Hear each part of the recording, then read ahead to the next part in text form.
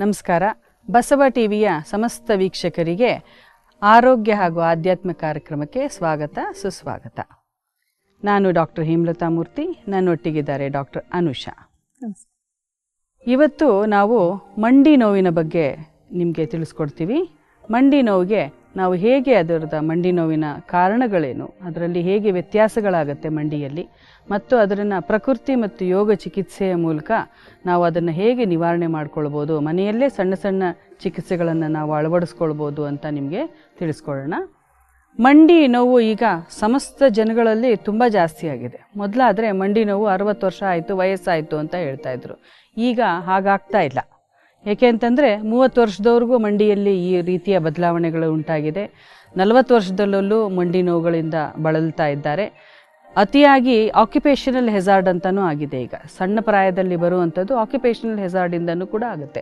ಯಾರೇ ಕಂಟಿನ್ಯೂಸ್ ಆಗಿ ನಿಂತ್ಕೊಂಡು ಕೆಲಸ ಮಾಡುವಂಥವ್ರು ಅಥವಾ ಸೆಡೆಂಟ್ರಿ ಟೈಪ್ ಆಫ್ ವರ್ಕರ್ಸು, ಕಂಪ್ಯೂಟ್ರಲ್ಲಿ 12 ಗಂಟೆ ಟೈಮು 16 ಗಂಟೆ ಟೈಮ್ ಕೂತ್ಕೊಂಡು ಕೆಲಸ ಮಾಡೋರು, ಕೂತು ಕೆಲಸ ಮಾಡೋರಿಗೂ ಕೂಡ ಇದು ಅತಿಯಾಗಿ ಕಾಡ್ತಾ ಇದೆ. ಯಾಕೆಂದರೆ ಇನ್ಆ್ಯಕ್ಟಿವಿಟಿ ಅಥವಾ ಓವರ್ ಆ್ಯಕ್ಟಿವಿಟಿ ಎರಡಿಂದನೂ ಮಂಡಿ ಸವಿತಾ ಹೋಗ್ತಾ ಇರುತ್ತೆ. ಮಂಡಿಯಲ್ಲಿ ಆಗುವ ಬದಲಾವಣೆಗಳು ಬೇಗ ಬದಲಾವಣೆಗಳು ಕಾಣಿಸ್ಕೊಳ್ತಾ ಇರುತ್ತೆ. ನೀವೀಗ ನೋಡ್ತಾ ಇರೋ ಚಿತ್ರದಲ್ಲಿ ಮಂಡಿಗಳನ್ನು ನೋಡ್ತಾ ಇದ್ದೀರಲ್ಲ, ಚಿತ್ರ ಒಂದು ನಾರ್ಮಲ್ ಆಗಿ ಹೇಗಿರತ್ತೋ ಅದು ನಿಮಗೆ ಕಾಣಿಸ್ತಾ ಇದೆ. ಇನ್ನೊಂದು ಆ ಮಂಡಿ ನೋವು, ಆ ಸೆಳೆತ ಅಥವಾ ಅಲ್ಲಿ ಆ ಬೋನ್ ಇದೆ ಅಲ್ಲ, ಅದು ಮೂಳೆ, ಅದರಲ್ಲಿ ಘರ್ಷಣೆ ಆಗಿರೋಂಥ ಚಿತ್ರ ಎರಡೂ ಇದೆ. ಮೇಡಮ್ ಹೇಳಿದಾಗೇನೆ ಆ ವಯೋಮಿತಿ 60 ವರ್ಷದ ನಂತರ ಆಗ್ತಿತ್ತು, ಈಗ ಮುಂಚೆನೇ ಆಗ್ತಿದೆ. ಅದು ಏನಕ್ಕಾಗತ್ತೆ ಅನ್ನೋದನ್ನೆಲ್ಲ ಸ್ವಲ್ಪ ಅವ್ರು ಹೇಳಿದ್ರು. ಹೇಗಿರುತ್ತೆ ಮಂಡಿ, ಅದು ಒಳಗಡೆ 2 ಬೋನ್ ಇರುತ್ತೆ, ನೀವು ಚಿತ್ರದಲ್ಲಿ ನೋಡ್ತಾ ಇರೋಂಗೆ. ಅದ್ರ ಮಧ್ಯಕ್ಕೆ ಮೃದುವಾದ ಮತ್ತೆ ಬೋನ್ ಇರುತ್ತೆ, ಕಾರ್ಟಿಲೇಜ್ ಅಂತ ನಾವೇನು ಹೇಳ್ತೀವಿ, ಅದಿರುತ್ತೆ. ಅದ್ರ ಎರಡುಗಳ ಮಧ್ಯ ಒಂದು ದ್ರವ್ಯ ಇರುತ್ತೆ. ನೀವು ತುಂಬ ಜಾಸ್ತಿ ಆ್ಯಕ್ಟಿವಿಟಿ ಮಾಡಿದಾಗ ಅಥವಾ ಏನೋ ಆ್ಯಕ್ಟಿವಿಟಿನೇ ಇಲ್ದೋದಾಗ, ಲೈಫ್ ಸ್ಟೈಲ್ ಸರಿ ಇಲ್ದೋದಾಗ, ನಮ್ಮ ಆಹಾರ ಪದ್ಧತಿ ಸರಿಯಾಗಿ ಇಲ್ದೋದಾಗ ಆ ಮಂಡಿಯ ಸವೆತ ಶುರುವಾಗುತ್ತೆ. ಆ ದ್ರವ್ಯ ಏನಿರುತ್ತಲ್ಲ ಮಧ್ಯಕ್ಕೆ, ಅದು ಕಡಿಮೆ ಆಗ್ತಾ ಹೋಗುತ್ತೆ. ಅದು ಕಡಿಮೆ ಆಗಿ 2 ಮಂಡಿಯ ಮಧ್ಯ ಹೀಗೆ ಸವೆತ ಶುರುವಾಗ್ತಾ ಹೋಗುತ್ತೆ. ಆ ಸವಿಯೋದ್ರಿಂದ ಅಲ್ಲಿ ಊತ ಬರುತ್ತೆ. ಆ ಊತ ಬರೋದ್ರಿಂದ ನಿಮಗೆ ಮಂಡಿಯ ನೋವು ಸ್ಟಾರ್ಟ್ ಆಗುತ್ತೆ. ಮಂಡಿಯ ನೋವಿಂದ ಏನೇನಾಗುತ್ತೆ, ಒಂದು ಕಾಲು ಹೀಗೆ ಮಡ್ಚೋಕ್ಕಾಗಲ್ಲ, ಬಿಡ್ಸೋಕ್ಕಾಗಲ್ಲ, ಓಡಾಡೋಕ್ಕೆ ತೊಂದರೆ ಆಗುತ್ತೆ. ಮತ್ತು ನಿಮ್ಮ ಬಾಡಿ ವೆಯ್ಟ್ ಜಾಸ್ತಿ ಇದ್ದರೆ, ತುಂಬ ತೂಕ ಇರೋರಿಗೆ ನಮ್ಮ ದೇಹದ ಸಂಪೂರ್ಣ ತೂಕ ಹೋಗೋದು ಮಂಡಿಯ ಮೇಲೇ. ಆ ಮಂಡಿ ಮೇಲೆ ಹೀಗೆ ತುಂಬ ವೆಯ್ಟ್ ಜಾಸ್ತಿ ಆಗೋದ್ರಿಂದನೂ ಅದಕ್ಕೆ ಇಂಜುರಿ ಆಗುತ್ತೆ. ಮತ್ತು ಹೇಳಿದ್ರು ವೃತ್ತಿಯಿಂದ ಆಗತ್ತೆ ಅಂತ. ಈಗ ಟೀಚರ್ಸ್ ಆಗಿರಲಿ ಅಥವಾ ಈ ಸೈಕಲ್ ರಿಕ್ಷಾ ಏನು ತುಳ್ಕೊಂಡು ಹೋಗ್ತಾ ಇರ್ತಾರೆ ಅಂಥವ್ರಲ್ಲಾಗಿರಲಿ, ಅಥವಾ ಈ ಕೂಲಿ ಕಾರ್ಮಿಕರು ತುಂಬ ಹಿಂಗೆ ಬಿಲ್ಡಿಂಗ್ ಹತ್ತಾ ಇರ್ತಾರೆ, ಕೆಳಗಿರುತ್ತಾ ಇರ್ತಾರೆ, ತುಂಬ ವೆಯ್ಟೆಲ್ಲ ಹೊತ್ಕೊಂಡು ಓಡಾಡ್ತಾ ಇರ್ತಾರೆ, ಅಂಥವ್ರಲ್ಲಾಗಿರಲಿ, ಅಥವಾ ಈ ಮಹಿಳೆಯರು ಕಿಚನ್ನಲ್ಲಿ ತುಂಬ ಹೊತ್ತು ನಿಂತ್ಕೊಂಡು ಅಡುಗೆ ಮಾಡ್ತಾ ಇರ್ತಾರೆ, ಕೆಳಗೆ ಕೂರೋದೇ ಇಲ್ಲ, ಸುಮ್ಮನೆ ನಿಂತ್ಕೊಂಡು ಅಡುಗೆ ಮಾಡ್ಕೊಂಡು ಹೋಗ್ತಾ ಇರ್ತಾರೆ 1 ಗಂಟೆ 2 ಗಂಟೆ ಇರ್ತಾರೆ, ಅಂಥವ್ರಲ್ಲೆಲ್ಲ ಆ ಮಂಡಿ ನೋವು ತುಂಬ ಜಾಸ್ತಿಯಾಗಿ ಕಾಣಿಸ್ಕೊಳ್ಳುತ್ತೆ. ಅದರಲ್ಲಿ ಇನ್ನೇನೇನಾಗುತ್ತೆ, ನಿಮ್ಗೆ ಮಂಡಿ ನೋವು ಅಂತ ಸ್ವೆಲ್ಲಿಂಗ್ ಬರುತ್ತೆ ಹೊರಗಡೆಯಿಂದ. ನಿಮ್ಗೆ ಆ ಮಂಡಿ ನೋಡಿದಾಗ್ಲೇ ಗೊತ್ತಾಗುತ್ತೆ, ಕಾಲು ಊದ್ಕೊಂಡ್ಬಿಟ್ಟಿರತ್ತೆ.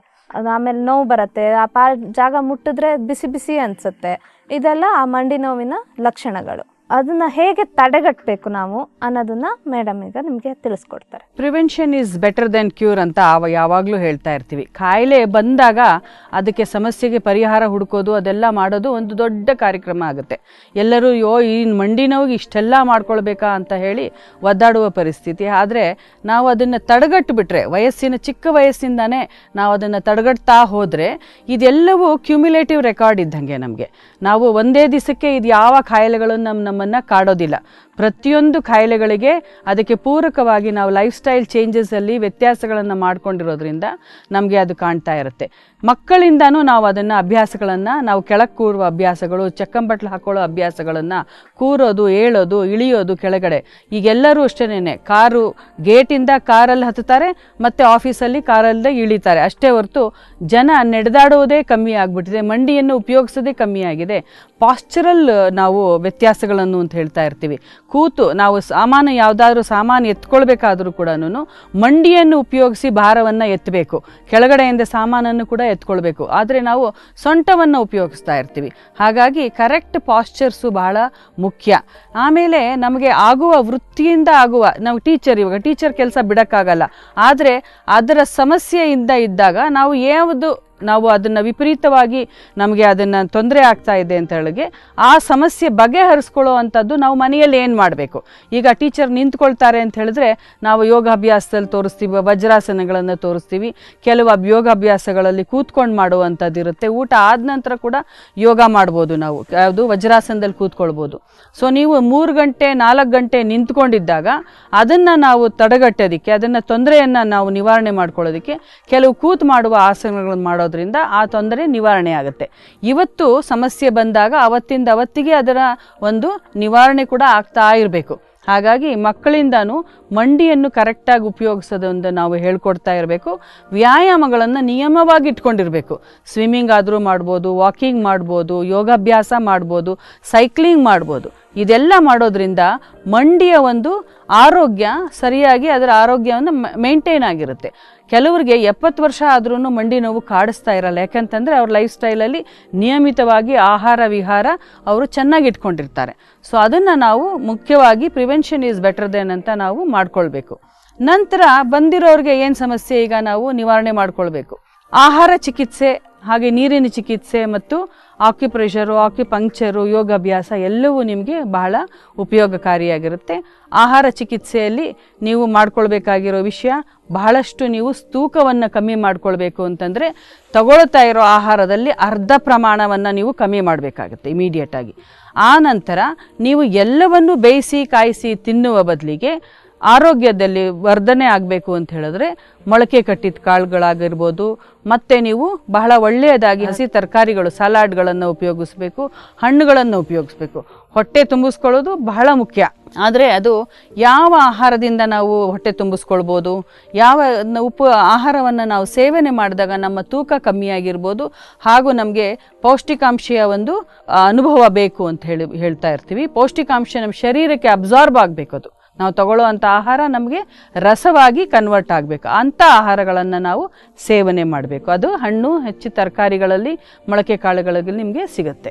ಈಗ ಮನೆಯಲ್ಲಿ ನೋವು ಬಂದಾಗ ಕಷಾಯಗಳನ್ನು ಹೇಗೆ ಮಾಡ್ಕೊಳ್ಬೇಕು ಅಂತ ಡಾಕ್ಟರ್ ಅನುಷಾ ತಿಳಿಸ್ಕೊಡ್ತಾರೆ ನಿಮಗೆ. ಮಂಡಿ ನೋವು ಬಂದಾಗ ಆಹಾರದಲ್ಲಿ ಏನೇನು ವ್ಯತ್ಯಾಸ ಮಾಡ್ಕೋಬೇಕು ಅನ್ನೋದನ್ನ ಅವ್ರು ಹೇಳಿದ್ರಲ್ಲ, ಕಷಾಯ ಇನ್ನೇನೇನು ಮಾಡ್ಕೋಬೋದು ನೀವು. ಶುಂಠಿ ನೋವು ನಿವಾರಣೆ ಮಾಡೋಕ್ಕೆ ತುಂಬಾ ಹೆಲ್ಪ್ ಮಾಡುತ್ತೆ. ಶುಂಠಿ, ಜೀರಿಗೆ, ಬೆಲ್ಲ ಮತ್ತು ಮೆಂತೆನ ಹಾಕ್ಕೊಂಡು ಅದನ್ನು ಕುದಿಸಿ ನೀವು ಕಷಾಯ ಥರ ಕುಡಿಬೋದು. ಅಥವಾ ಮೆಂತೆನ ನೆನೆಸಿ ಅದನ್ನು ಮೊಳಕೆ ಬರೆಸಿ ಅದನ್ನು ತಿಂದ್ರೂ ತುಂಬಾ ಒಳ್ಳೆಯದು. ಮತ್ತು ಹಸುವಿನ ತುಪ್ಪನ ಆಹಾರದಲ್ಲಿ ಸ್ವಲ್ಪ ಜಾಸ್ತಿ ಉಪಯೋಗ ಮಾಡಬೇಕು. ಈ ಕರ್ದಿದ್ದ ಐಟಮ್ನೆಲ್ಲ ಕಟ್ ಮಾಡಿ ಹಸುವಿನ ತುಪ್ಪನ ತಿಂದರೆ ಅದು ನಿಮಗೆ ಮಂಡಿಯ ನೋವಿನ ನಿವಾರಣೆ ಮಾಡೋಕ್ಕೆ ತುಂಬಾ ಸಹಾಯ ಆಗುತ್ತೆ. ಮತ್ತು ನಾನ್ ರಿಫೈನ್ಡ್ ಆಯಿಲ್ಸು, ಈ ಗಾಣದ ಎಣ್ಣೆ ಅಂತ ನಾವೇನು ಹೇಳ್ತೀವಲ್ಲ, ಈ ಕೊಬ್ಬರಿ ಎಣ್ಣೆ ಆಗಿರ್ಬೋದು, ಸಾಸಿವೆ ಎಣ್ಣೆ ಆಗಿರ್ಬೋದು, ಅದೆಲ್ಲ ಈಗ ರಿಫೈನ್ಡ್ ಅಲ್ಲ, ನಾನ್ ರಿಫೈನ್ಡ್ ಆಯಿಲ್ನ ತಗೋಬೇಕು ನೀವು. ಮತ್ತು ಹಾಲಿನಲ್ಲಿ ಸ್ವಲ್ಪ ಅರಿಶಿನ ಹಾಕಿ ದಿನಾಗಲೂ ಕುಡಿಯೋದ್ರಿಂದನೂ ನಿಮಗೆ ಮಂಡಿ ನೋವು ನಿವಾರಣೆ ಆಗುತ್ತೆ. ಮತ್ತು ಇನ್ನು ತುಂಬ ಮಂಡಿ ನೋವಿದ್ದ ಟೈಮಲ್ಲಿ ಅಮೃತ ಬಳ್ಳಿ ಸಿಗತ್ತಲ್ಲ, ಅದನ್ನು ಜಜ್ಜಿ ನೀರಲ್ಲಿ ಹಾಕಿ ಕುದಿಸಿ ಅದಕ್ಕೆ ಸ್ವಲ್ಪ ಜೀರಿಗೆ, ಶುಂಠಿ ಹಾಕ್ಕೊಂಡು ಕುಡಿದ್ರೂ ಆ ಟೈಮಲ್ಲಿ ಮಂಡಿ ನೋವು ಬೇಗ ನಿವಾರಣೆ ಆಗುತ್ತೆ. ಮತ್ತು ಲೆಮನ್ ಗ್ರಾಸ್ ಅಂತ ಹೇಳ್ತೀವಿ, ಅದನ್ನು ನೀವು ಕಷಾಯ ಥರ ಮಾಡಿ ಕುಡಿಬೋದು. ಅದರಿಂದನೂ ಮಂಡಿ ನೋವಿನ ಶಮನ ಆಗುತ್ತೆ. ಈ ಆಹಾರದಲ್ಲಿ ನೀವು ಬದಲಾವಣೆಯನ್ನು ಮಾಡ್ಕೊಂಡ ನಂತರ ಪ್ಯಾಕ್ಸ್ ಅಂತ ಹೇಳ್ತೀವಿ. ಮಂಡಿಗೆ ನಾವು ಚಿಕಿತ್ಸೆಗಳನ್ನು ಹೇಗೆ ನೀರಿನ ಚಿಕಿತ್ಸೆ ಮೂಲಕ ನಾವು ಪಟ್ಟಿಗಳನ್ನು ಕಟ್ಟೋದ್ರ ಮೂಲಕ ನಿಮಗೆ ಊತನೂ ನಿವಾರಣೆ ಮಾಡ್ಕೊಳ್ಬೋದು, ಹಾಗೆ ಮಂಡಿಯ ನೋವನ್ನು ಕೂಡ ನೀವು ಕಮ್ಮಿ ಮಾಡ್ಕೊಳ್ಬೋದು. ಮನೆಯಲ್ಲೇ ಈ ಚಿಕಿತ್ಸೆಗಳನ್ನು ಮಾಡ್ಕೊಳ್ಬೋದು. ನಾವು ಈ ಚಿಕಿತ್ಸೆಯನ್ನು ನಿಮಗೆ ಪಟ್ಟಿಯನ್ನು ಕಟ್ಟೋದನ್ನು ಇವಾಗ ತೋರಿಸ್ತಾ ಇದ್ದೀವಿ. ಬನ್ನಿ ಈಗ ಮಂಡಿ ನೋವಿನ ನಿವಾರಣೆಗೆ ಮಂಡಿ ಪಟ್ಟಿಯನ್ನು ಹೇಗೆ ಹಾಕ್ಕೊಳ್ಬೇಕು ಅಂತ ನಾವು ನಿಮ್ಗೆ ತೋರಿಸ್ಕೊಡ್ತೀವಿ. ಮೊದಲಿಗೆ ಯಾವ ಮಂಡಿಯಲ್ಲಿ ತೊಂದರೆ ಇದೆ, ನೋವಿದೆ, ಊತ ಇದ್ದಾಗ ನಾವು ಬಿಸಿ ನೀರಿನ ಚೀಲದಲ್ಲಿ ನಾವು ಫೋಮೆಂಟೇಷನ್ ಕೊಡಲ್ಲ. ಊತ ಇಲ್ಲದೆ ಇದ್ದ ಪಕ್ಷದಲ್ಲಿ ನಾವು ಬಿಸಿನೀರಿನ ಚೀಲದಲ್ಲಿ ಹೀಗೆ ಫೋಮೆಂಟೇಷನ್ ಅಂದರೆ ಬಿಸಿ ನೀರಿನ ಕಾವನ್ನು ಕೊಡಬೇಕು. ಹಿಂದೆ ಮುಂದೆ ಎರಡು ಸೈಡು ಕೊಡ್ಬೋದು. ನಾವು ಕೆಳಗಡೆ ಕೂಡ ಅದನ್ನು ಇಟ್ಟು ಮಂಡಿಯನ್ನು ಹಾಗೆ ಎತ್ತಿ ನಿಧಾನವಾಗಿ ಕಾವನ್ನು ಕೊಡಬೇಕು. 8 ರಿಂದ 10 ನಿಮಿಷದವರೆಗೂ ನೀವು ಈ ಮಂಡಿಗಳಿಗೆ ಕಾವನ್ನು ಕೊಟ್ಕೊಳ್ಬೋದು. ಕಾವು ಕೊಟ್ಟಿದ ತಕ್ಷಣ ಹಾಟ್ ವಾಟರ್ ಬ್ಯಾಗ್ ಅಂದರೆ ಬಿಸಿನೀರಿನ ಚೀಲವನ್ನು ತೆಗೆದು ನೀವು ಈಗ ತಣ್ಣೀರಿನ ಪಟ್ಟಿ, ಆ ನೀರು ಬಟ್ಟೆ ಇದೆಯಲ್ಲ, ಕಾಟನ್ ಬಟ್ಟೆಯನ್ನು ನೀವು ತಣ್ಣೀರಿನಲ್ಲಿ ಅದ್ದಿ ಹಿಂಡಿ ಬಿಡಬೇಕು. ಚೆನ್ನಾಗಿ ನೀರು ಸೋರ್ತಾ ಇರಬಾರ್ದು, ಆದರೆ ತಂಪಾಗಿರಬೇಕದು. ತಂಪಾಗಿದ್ದು ಇದನ್ನು ಹೀಗೆ ರೋಲ್ ಮಾಡಿ ಕಟ್ಟಬೇಕು. ಮಂಡಿಗೆ ಸುತ್ತಲೂ ನಾವು ಕಟ್ಕೊಳ್ಬೇಕು. ಯಾರ್ಯಾರ ಮಂಡಿ ಇದು ಸಣ್ಣ ಮಂಡಿ ಆಗಿರೋದ್ರಿಂದ ಇದು ಚಿಕ್ಕ ಬಟ್ಟೆಗಳು ಸರಿ ಹೋಗುತ್ತೆ. ಕೆಲವರಿಗೆ ಮಂಡಿ ಸ್ವಲ್ಪ ಊತ ಬಂದು ದಪ್ಪ ಆಗಿರುತ್ತೆ ಅಥವಾ ದೊಡ್ಡದಾಗಿರ್ತಾರೆ. ಇದು ಸ್ಥೂಲಕಾಯ ಆಗಿರೋರು ಅಥವಾ ಓವರ್ ವೆಯ್ಟ್ ಇರೋರಿಗೆ ಮಂಡಿ ದೊಡ್ಡದಾಗಿರುತ್ತೆ. ಸೊ ಆ ಅನುಗುಣವಾಗಿ ಸರಿಯಾಗಿ ಬಟ್ಟೆ ಮಂಡಿಯಿಂದ 2 ಇಂಚು ಕೆಳಗಡೆಗೆ, ಮಂಡಿಯಿಂದ 2-3 ಇಂಚು ಮೇಲ್ಗಡೆಗೆ ಬಟ್ಟೆ ಸಮವಾಗಿ ಡಿಸ್ಟ್ರಿಬ್ಯೂಟ್ ಆಗಿರಬೇಕು. ಇಲ್ಲ ಅಂತ ಹೇಳಿದ್ರೆ ಕಷ್ಟ ಆಗುತ್ತೆ. ಸೊ ಅದಕ್ಕೆ ಮರಿ ಚಿಪ್ಪಿಗೆ ಮಾತ್ರ ಕವರ್ ಆಗುವಂಥ ತಗೋಬಾರ್ದು. ದೊಡ್ಡ ಬಟ್ಟೆಗಳನ್ನು ತಗೊಂಡು ಮೊದಲು ಒದ್ದೆ ಬಟ್ಟೆಯನ್ನು ಸುತ್ತಿ ಆ ನಂತರ ಅದರ ಮೇಲೆ ಒಂದು ಉಲ್ಲನ್ ಬಟ್ಟೆಯನ್ನು ರ್ಯಾಪ್ ಮಾಡಬೇಕು. ಹೀಗೆ ನಿಧಾನವಾಗಿ ಉಲ್ಲನ್ ಬಟ್ಟೆಗಳನ್ನು ನಾವು ಗಾಳಿ ಬಿಡದ ಹಾಗೆ ಜಾಸ್ತಿ ಅದನ್ನು ರ್ಯಾಪ್ ಮಾಡಿ ದಾರದಲ್ಲಿ, ಇದಕ್ಕೆ ದಾರ ಇಲ್ಲ ಅಂತ ಹೇಳಿದ್ರೆ ನಾವು ದಾರಗಳನ್ನು ತಗೊಂಡು ಅದಕ್ಕೆ ಕಟ್ಟಬೇಕು. ಅದನ್ನು ಸುತ್ತಲೂ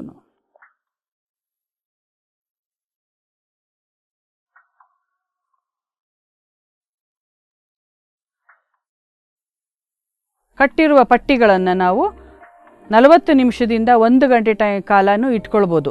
ಮುಖ್ಯವಾಗಿ ಇದೊಂದು ಒಳ್ಳೆಯ ಚಿಕಿತ್ಸೆ. ರಾತ್ರಿ ಮಲ್ಕೊಳ್ಳುವಾಗ ನೀವು ಕಟ್ಕೊಂಡ್ಬಿಟ್ಟು ಹಾಗೆ ಮಲ್ಕೊಂಡ್ರೂ ಅಡ್ಡಿ ಇಲ್ಲ, ತೊಂದರೆ ಆಗೋದಿಲ್ಲ. ಯಾಕೆ ಅಂತ ಹೇಳಿದ್ರೆ ದಿನದಲ್ಲಿ ಕಟ್ಟಾಗ ಬೇರೆ ಕೆಲಸಗಳನ್ನು ನಾವು ಮಾಡಬೇಕಾಗತ್ತೆ, ಓಡಾಡಬೇಕಾಗತ್ತೆ.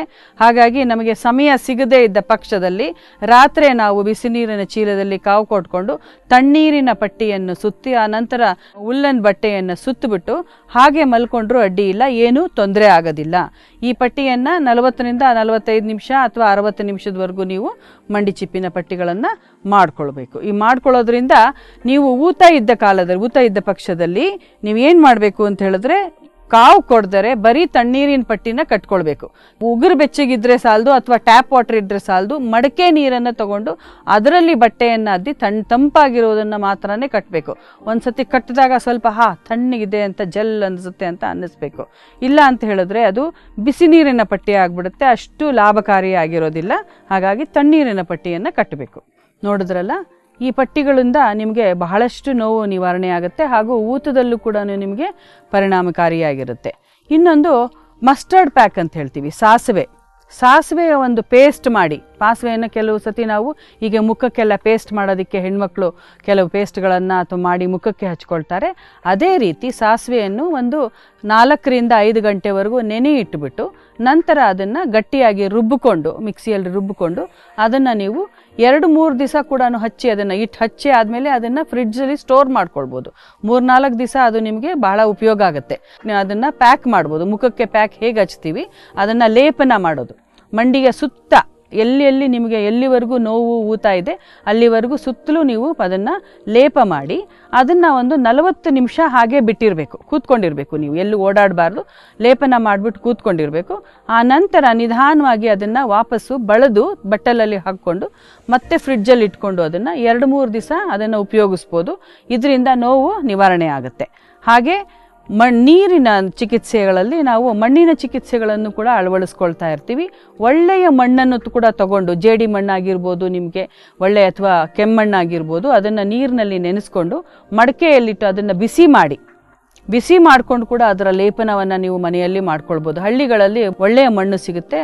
ಮಂಡಿ ನೋವಿದ್ದವರು ಆ ಬಿಸಿ ನೀರಿನ ಇದರಲ್ಲಿ ಮಣ್ಣನ್ನು ಹಾಕಿ ಕುದಿಸಿ ಲೇಪನ ಮಾಡಿಕೊಂಡಾಗ ಅದನ್ನು ಕೂಡ ಆ ಲೇಪನವನ್ನು ಕೂಡ 10ರಿಂದ 15 ನಿಮಿಷ ಇಟ್ಕೊಂಡು ನಂತರ ನೀರನ್ನು ತೆಗೆದುಬಿಟ್ಟು ಅದನ್ನು ನಂತರ ನೀರಲ್ಲಿ ತಣ್ಣೀರಿನ ಬಟ್ಟೆಯಲ್ಲಿ ಮಂಡಿಯನ್ನು ಒರೆಸ್ಕೊಳ್ಬೇಕು. ಇದನ್ನು ನೀವು ದಿನಾ ಮಾಡಿಕೊಂಡ್ರೂ ಕೂಡ ನಿಮಗೆ ಈ ಮಂಡಿಯ ತೊಂದರೆಗಳಿಂದ, ನಿಮಗೆ ನೋವಿನ ತೊಂದರೆಗಳಿಂದ ನಿವಾರಣೆ ಆಗುತ್ತೆ. ಬನ್ನಿ ಈಗ ನಾವು ನಂತರ ಎಕ್ಸಸೈಸ್ ಥೆರಪಿ, ನಾವು ಎಕ್ಸಸೈಸನ್ನು ಮಾಡಿಕೊಂಡಾಗ ಎಲ್ಲವನ್ನು ನೀವು ಅಳವಡಿಸ್ಕೊಳ್ಬೇಕು. ಬರೀ ಒಂದೇ ಚಿಕಿತ್ಸೆ ಮಾಡ್ತಾ ಇದ್ದೀವಿ ಅಂತಲೇ ಎಕ್ಸಸೈಸು ಅಂದರೆ ವ್ಯಾಯಾಮ, ಮಂಡಿಗೆ ಸರಿಸಮಾನಾದ ವ್ಯಾಯಾಮ ನಾವು ಮಾಡದೇ ಇದ್ದಾಗ ನಮಗೆ ಮಂಡಿ ಸ್ಟ್ರೆಂಥನಿಂಗ್ ಆಗೋದಿಲ್ಲ. ಮಂಡಿ ನೋವು ಎಕ್ಸಸೈಸ್ ಮಾಡಿದಾಗ ಮಾತ್ರನೇ ಅದಕ್ಕೆ ರಕ್ತ ಸಂಚಾರ ಚೆನ್ನಾಗಾಗುತ್ತೆ ಹಾಗೂ ಸ್ನಾಯುಗಳು ಅಂತ ಹೇಳ್ತೀವಿ, ಮಸಲ್ಸ್ ಅಂತ ಹೇಳ್ತೀವಿ, ಅದರ ಒಂದು ಸ್ಟ್ರೆಂಥನಿಂಗ್ ಆಗ್ತಾ ಹೋಗ್ತಾ ಇರುತ್ತೆ. ಅದನ್ನು ನಾವೀಗ ನಿಮಗೆ ತೋರಿಸ್ಕೊಳ್ತೀವಿ. ಹಾಗೆ ಸರಳ ಯೋಗಾಭ್ಯಾಸಗಳನ್ನು ಕೂಡ ನಾವು ನಿಮಗೆ ತೋರಿಸ್ಕೊಳ್ತಾ ಇರ್ತೀವಿ. ಮನೆಯಲ್ಲಿ ನೀವು ಈ ಅಭ್ಯಾಸಗಳನ್ನು ಮಾಡ್ತಾ ಇದ್ದಾಗ ಶರೀರದ ತೂಕವನ್ನು ಸಹ ಕಮ್ಮಿ ಮಾಡಿಕೊಂಡಾಗ ಆಹಾರ ಚಿಕಿತ್ಸೆಯ ಮೂಲಕ ನಿಮಗೆ ಮಂಡಿ ನೋವಿನಿಂದ ಖಂಡಿತ ನಿವಾರಣೆ ಆಗುತ್ತೆ. ಹಾಗೆ ಆಕ್ಯುಪಂಕ್ಚರ್ ಅಂತಲೂ ಇರುತ್ತೆ.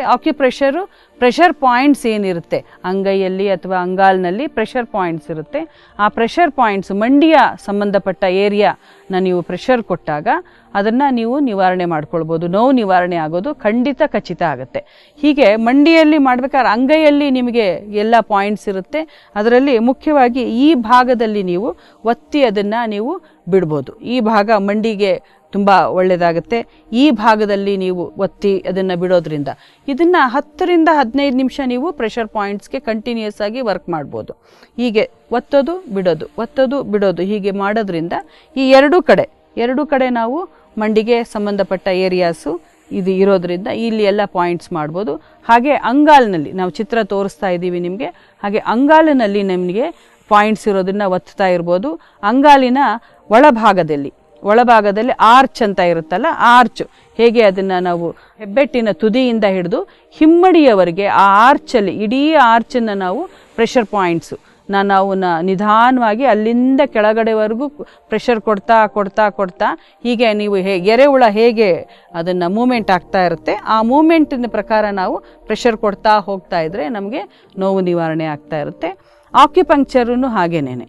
ಆಕ್ಯುಪಂಕ್ಚರ್ ನಾವೇನು ಮಾಡ್ತೀವಿ, ಈ ಮೆರಿಡಿಯನ್ ಅಂತ ಇರುತ್ತೆ, ಚಾನಲ್ಸ್ ಇರುತ್ತೆ ನಮ್ಮ ದೇಹದಲ್ಲಿ.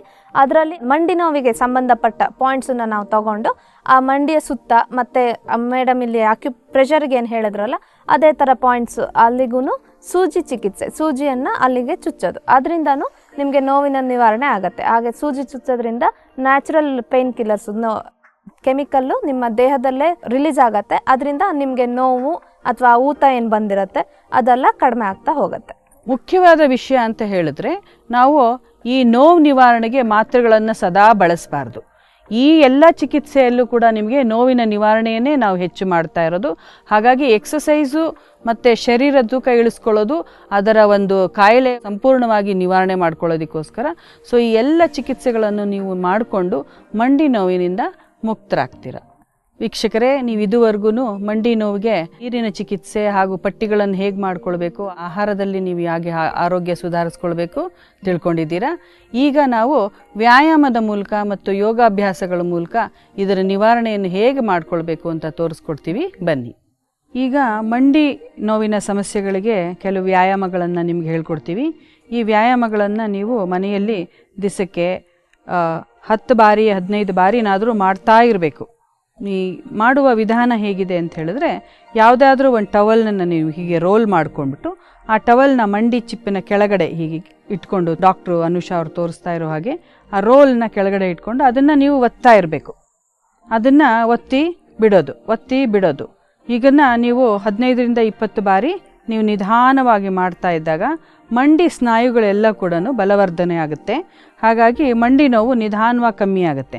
ಮಾಡುವಾಗ ನಿಮಗೆ ನೋವು ಅನ್ನಿಸ್ಬೋದು, ನೋವು ಅನಿಸಿದ್ರೂ ಕೂಡ ನೀವು ಮಾಡ್ಬೋದು. ಯಾಕೆ ಅಂತಂದರೆ ಇದರಿಂದ ಮಂಡಿ ಚಿಪ್ಪಿಗಾಗಲಿ ಒಳಗಡೆಯ ಒಂದು ಯಾವುದೇ ಮಂಡಿಯ ಭಾಗಕ್ಕಾಗಲಿ ಯಾವ ತೊಂದರೆನೂ ಇಲ್ಲ. There is no contraindication. So ಹಾಗಾಗಿ ನೀವು ಈ ಅಭ್ಯಾಸವನ್ನು ಎರಡೂ ಮಂಡಿಗಳಲ್ಲಿ ನೀವು ಇದನ್ನು ಅಭ್ಯಾಸಗಳನ್ನು ಮಾಡ್ಬೋದು. ಬೆಳಗ್ಗೆ ಒಂದು 15 ರಿಂದ 20 ಸಾರಿ, ಮಧ್ಯಾಹ್ನ ಒಂದು 15 ರಿಂದ 20 ಸಾರಿ, ರಾತ್ರಿ ಮಲಗುವ ಮುಂಚೆ ಒಂದು 15 ರಿಂದ 20 ಸಾರಿ ಮಾಡೋದ್ರಿಂದ ಈ ಸ್ನಾಯುಗಳು ನಿಮಗೆ ತುಂಬ ಒಳ್ಳೆಯದಾಗುತ್ತೆ. ನಂತರ ಬಂದು ಸೈಕ್ಲಿಂಗ್. ನೀವು ಸೈಕ್ಲಿಂಗ್ ಮಾಡೋದು ನಿಂತಾಗ ನಿಮಗೆ ಮಂಡಿ ಮೇಲೆ ಯಾವಾಗಲೂ ಭಾರ ಇರುತ್ತೆ. ಹಾಗಾಗಿ ನಾವೇನು ಮಾಡ್ತೀವಿ, ಮಂಡಿಗೆ ಎಕ್ಸಸೈಸ್ ಆಗಬೇಕು ಅಂತ ಹೇಳಿದ್ರೆ ಮಲ್ಕೊಂಡು ಸೈಕ್ಲಿಂಗ್ ಮಾಡಬೇಕು. ಸೈಕಲ್ ಇಲ್ಲದೇ ಸೈಕ್ಲಿಂಗ್ ಇದು. ನಿಧಾನವಾಗಿ ಮಂಡಿ ಸ್ಟ್ರೆಚ್ ಆಗುತ್ತೆ. ಮಂಡಿ ನೋವು ಇದ್ದವರಿಗೆ ಇಷ್ಟು ಮಾಡಲಿಕ್ಕೆ ಕೂಡ ಬಹಳ ಕಷ್ಟ ಆಗ್ತಾ ಇರುತ್ತೆ. ಹಾಗಾಗಿ ನಿಧಾನವಾಗಿ ಅಭ್ಯಾಸಗಳನ್ನು ರಿವರ್ಸ್ ಸೈಕ್ಲಿಂಗು, ಫಾರ್ವರ್ಡ್ ಸೈಕ್ಲಿಂಗು, ಒಂದು ಬ್ಯಾಕ್ವರ್ಡ್ ಸೈಕ್ಲಿಂಗು ಎರಡೂ ಮಾಡೋದ್ರಿಂದ ಮಂಡಿ ನೋವು ಬಹಳಷ್ಟು ಕಮ್ಮಿ ಆಗುತ್ತೆ. ಯಾಕೆ ಅಂತಂದರೆ ಎಕ್ಸಸೈಸೇ ಅದಕ್ಕೆ ಬಹಳ ಪೂರಕ. ಮಂಡಿ ನೋವು ಕಮ್ಮಿ ಮಾಡ್ಕೊಳ್ಳೋದಕ್ಕೆ ಎಕ್ಸಸೈಸ್ ಇಲ್ದಲೇ ಇದ್ದರೆ ಅದು ಮಂಡಿ ಚಿಪ್ಪು ಹಾಗೇ ಬಿಗಿ ಹಿಡಿದುಬಿಟ್ಟಿರುತ್ತೆ. ನಂತರ ಮಾಡಬೇಕು ಅಂತ ಹೇಳಿದ್ರೆ ಕೆಲವು ಆಸನಗಳನ್ನು ನಾವು ನಿಮಗೆ ಹೇಳ್ಕೊಡ್ತಾ ಇರ್ತೀವಿ. ಅದಕ್ಕೆ ಮುಂಚೆ ಇನ್ನೂ ಒಂದು 2 ಎಕ್ಸಸೈಸು. ಬಲಗಾಲನ್ನು ಮಡಚಿ ಎಡಗಾಲನ್ನು ನಾವು ಹಾಗೆ ಹಾಕ್ಕೊಳ್ಬೇಕು. ನಿಧಾನವಾಗಿ ತೊಡೆಗಳನ್ನು ಮೇಲೆತ್ತಿ ಕೆಳಗಡೆಗೆ ಪುಷ್ ಮಾಡಬೇಕು. ಹಾಗೆ ಇದು ಮಾಡೋದ್ರಿಂದ ಈ ಹಿಪ್ಸ್ನ ಏನು ಪೆಲ್ವಿಕ್ ಮಸಲ್ಸ್ ಅಂತ ಹೇಳ್ತೀವಿ, ಈ ಹಿಪ್ ಜಾಯಿಂಟ್ ಕೂಡ ಭಾಳ ಒಳ್ಳೆಯದಾಗುತ್ತೆ. ಯಾಕೆಂತಂದರೆ ಮಂಡಿ ನೋವು ಬಂದಾಗ ನಾವು ಹಿಪ್ ಜಾಯಿಂಟ್ ಕೂಡ ಹಿಪ್ಸಿಂದನೂ ಕೂಡ ನೋವು ಶುರುವಾಗ್ಬಿಟ್ಟಿರುತ್ತೆ. ಹಾಗಾಗಿ ಈ ಅಭ್ಯಾಸಗಳು ಕೂಡ ಮಾಡೋದ್ರಿಂದ ನಿಮಗೆ ಹಿಪ್ ಜಾಯಿಂಟಲ್ಲಿ ಒಂದು ಫ್ಲೆಕ್ಸಿಬಿಲಿಟಿ ಇಂಪ್ರೂವ್ ಆಗುತ್ತೆ. ಮಂಡಿಯಲ್ಲೂ ಕೂಡ ನಿಮಗೆ ಮೊಣಕಾಲುಗಳಲ್ಲೂ ಕೂಡ ಫ್ಲೆಕ್ಸಿಬಿಲಿಟಿ ಇಂಪ್ರೂವ್ ಆಗುತ್ತೆ ನಿಮಗೆ. ಯೋಗಾಭ್ಯಾಸಗಳಿಗೆ ಹೋಗೋಣ ನಾವು. ಯೋಗ ಆಸನಗಳು ನಿಧಾನವಾಗಿ ಉತ್ತಿತ್ತ ಪಾದಾಸನ, ಕಾಲುಗಳನ್ನು ನಿಧಾನವಾಗಿ ಎತ್ತಿ ಕೆಳಗಡೆ ಇಳಿಸೋದು. ದಿನ ನಿಧಾನವಾಗಿ ಮಾಡಿದಾಗ ನಿಮಗೆ ಎಲ್ಲ ಕಾಲಿನ ಸೊಂಟದಿಂದ ಕೆಳಗಡೆ ಎಲ್ಲ ಸ್ನಾಯುಗಳು ಕೂಡ ಬಲವರ್ಧನೆಯಾಗುತ್ತೆ, ಫ್ಲೆಕ್ಸಿಬಲ್ ಆಗುತ್ತೆ. ಹಾಗಾಗಿ ಮಂಡಿ ನೋವು ಕಾಲಕ್ರಮೇಣ ನಿಧಾನವಾಗಿ ಕಮ್ಮಿ ಆಗ್ತಾ ಇರುತ್ತೆ. ನಂತರ ಪವನಮುಕ್ತಾಸನ, ಅರ್ಧ ಪವನಮುಕ್ತಾಸನ. ದೀರ್ಘವಾಗಿ ಉಸಿರು ತಗೊಂಡು ತಲೆ ಎತ್ತೋ ಅವಶ್ಯಕತೆ ಇರೋದಿಲ್ಲ, ಬೇಕಾದರೆ ಎತ್ತಲೂಬೋದು. ತಲೆಯನ್ನು ನಿಧಾನವಾಗಿ ಎತ್ತಿ ಮಂಡಿ ಚಿಪ್ಪನ್ನು ನಾವು ಮುಟ್ಬೋದು. ಇಲ್ಲಿ ಮಂಡಿಗೋಸ್ಕರ, ತೊಡೆಗಳಿಗೋಸ್ಕರ, ಹಾಗಾಗಿ ಹಿಪ್ಸ್ ಜಾಯಿಂಟ್ಸಿಗೋಸ್ಕರ ನಾವು ಎಕ್ಸಸೈಸ್ ಮಾಡ್ತಾ ಇರೋದ್ರಿಂದ ತಲೆ ಎತ್ತಲು ಯಾರಿಗೆ ಆಗೋದಿಲ್ವ, ತಲೆ ಎತ್ತಲು ಅವಶ್ಯಕತೆ ಇರೋದಿಲ್ಲ. ಸೊ ಹಾಗಾಗಿ ಮಂಡಿಗೆ ಮಾತ್ರ ಎಕ್ಸಸೈಸ್ ಆಗುತ್ತೆ, ಎಲ್ಲ ಸ್ನಾಯುಗಳು ಇಲ್ಲಿ ಬಲವರ್ಧನೆ ಆಗ್ತಾ ಇರುತ್ತೆ. ಅರ್ಧ ಪವನಮುಕ್ತಾಸನ. ನಂತರ ನಿಧಾನವಾಗಿ ವಿಶ್ರಾಂತಿ ತಗೊಂಡು ಪವನಮುಕ್ತಾಸನ. ಎರಡು ಮಂಡಿ ಚಿಪ್ಪನ್ನು ಮಡಚಿ ಕೈಯಲ್ಲಿ ಇಟ್ಕೊಳ್ಳೋಕ್ಕಾಗದೇ ಇದ್ದ ಪಕ್ಷದಲ್ಲಿ ಬರೀ ಮಂಡಿಯನ್ನು ಹಿಡ್ಕೊಂಡು ಕೂಡ ನೀವು ಎಳ್ಕೋಬೋದು ನಿಧಾನವಾಗಿ. ಹಾಗೆ ಎಳ್ಕೊಂಡು ಕೂಡ ಕೆಲವೊಮ್ಮೆ ಒಂದು 10 ಎಣಿಕೆ ಮಾಡಿ ನಿಧಾನವಾಗಿ ಕಾಲನ್ನು ಸಡ್ಲ ಮಾಡಿ ಉದ್ದ ಮಾಡ್ಬೋದು, ಚಾಚ್ಬೋದು. ಆನಂತರ ಮತ್ತೆ ಇನ್ನೊಂದು ಸರಿ ಮಂಡಿಯನ್ನು ಮಡಚ್ಕೊಂಡು ಮಾಡ್ತಾ ಇರ್ಬೋದು. ಹೀಗೆ ಮಾಡೋದ್ರಿಂದ 2 ಆವರ್ತಿ 3 ಆವರ್ತಿ ಮಾಡೋದ್ರಿಂದ ನಮಗೆ ಮಂಡಿಗೆಗಳು ಕೂಡ ಎಕ್ಸಸೈಸು ಚೆನ್ನಾಗಾಗುತ್ತೆ. ಹಾಗೆ ಕೆಲವು ಬೇರೆ ಆಸನಗಳನ್ನು ಕೂಡ ಮಾಡಿದಾಗ ಇಡೀ ಶರೀರದ ಸಮಗ್ರ ವ್ಯಾಯಾಮ ಆಗುತ್ತೆ, ಹಾಗಾಗಿ ರಿಲ್ಯಾಕ್ಸೇಷನ್ ಆಗುತ್ತೆ. ಹಾಗಾಗಿ ಅದನ್ನು ಕೂಡ ನಾವು ಅಳವಡಿಸ್ಕೊಳ್ಳೋದು ಬಹಳ ಮುಖ್ಯ. ಹಾಗಾಗಿ ಹೊಟ್ಟೆ ಮೇಲೆ ಮಲಗುವ ಕೆಲವು 2 ಆಸನಗಳನ್ನು ಕೂಡ ನಿಮಗೆ ತೋರಿಸ್ಕೊಡ್ತೀವಿ. ಭುಜಂಗಾಸನ ಹಾಗೂ ಧನುರಾಸನ, ಇದು ಕೂಡ ನೀವು ಮಾಡ್ಬೋದು. ನೇರ ಮಂಡಿಗಳಿಗೆ ವ್ಯಾಯಾಮ ಅಲ್ಲದೆ ಇದ್ದರೂ ಕೂಡ ಶರೀರದ ಎಲ್ಲ ಅಂಗಾಂಗಗಳ ವ್ಯಾಯಾಮ ಕೂಡ ಬಹಳ ಮುಖ್ಯ. ಹಾಗಾಗಿ ಭುಜಂಗಾಸನ. ನಂತರ ನಿಧಾನವಾಗಿ ಧನುರಾಸನ. ಮಂಡಿ ಚಿಪ್ಪಿನ ನೋವಿದ್ದಾಗ ಮಂಡಿ ಮಡ್ಚೋಕ್ಕೂ ಕಷ್ಟ ಆಗುತ್ತೆ, ಎಷ್ಟಾಗುತ್ತೋ ಅಷ್ಟನ್ನು ನೀವು ಮಾಡ್ಬೋದು.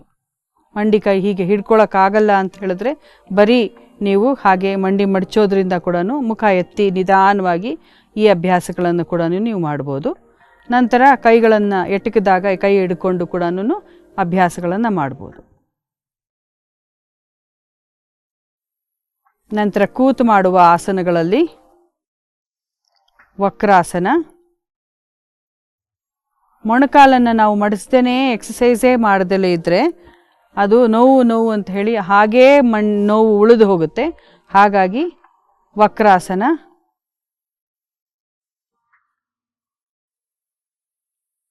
ಎರಡು ಬದಿಯಿಂದ